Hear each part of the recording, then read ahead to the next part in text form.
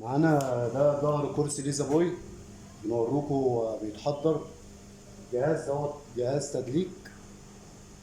معانا قطعتين في الرقبة مساج، معانا قطعتين هنا في الرجل الركبة مساج برضو.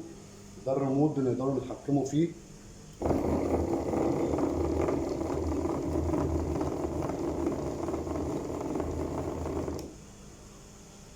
كده التدليك شغال.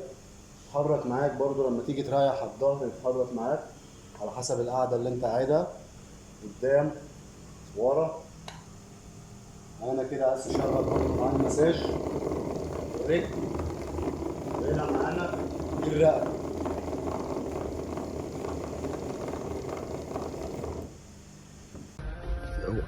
طريقة المساج كده، هو الجهاز شغال معانا، بيبقى فيه معانا 3 في الظهر و2 في الرقبة من فوق و2 في القعدة من تحت. طب البتاع فين طيب؟ تمام.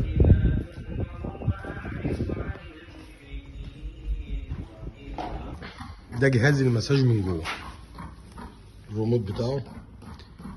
وحدتين بيبقوا في الرقبة، وحدتين في الظهر من النص، واحدة في القطنية، 2 في سمانة الرجل.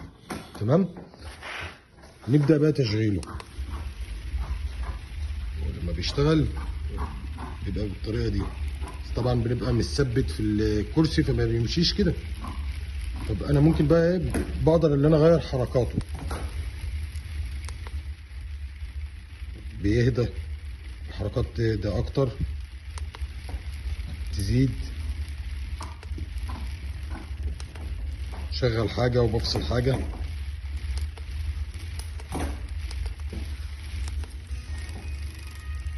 في شغال وفي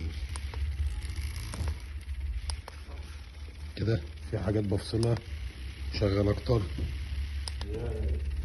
من تانيين.